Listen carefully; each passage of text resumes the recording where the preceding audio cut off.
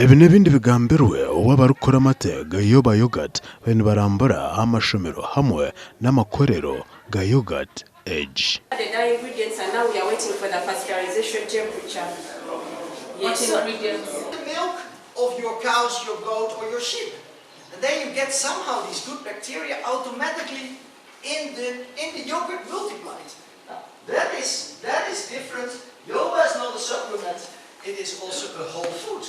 It also contains the nutritious elements from the milk itself.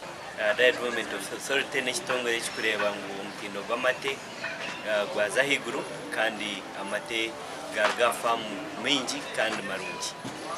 Hati erizoba turiyo mu kureba amashomero agakunywa yogati. Yogati mutai very special ya probiotic abo kuba probiotic yogati naza mu nibakikora kureba ngo yayamba omukongera amanu gumbiri okutarwara akwantuma ngo abana b'amashomero barwara za furu barwara stomach problems. Abazaire nibasima entebe kanseji kandi bagira ngo eyambere okuza abana babo. Rizoba nana tugambira batire yogati batire juice batire ekinyenki bwene noreba hari empinda inuka nyinje yaba.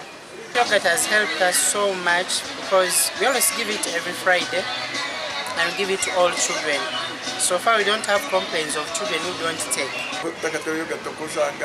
Rizoba mwena abana kama 30 baona babwire senyiga babwire ki konka yogati abana kubatangira kubama yogati bazo meze bazo mwaka iminte yawe rinyangu iminte yawe kingi bwenu natubache baragwa. Gasha kwa Anita atkunda.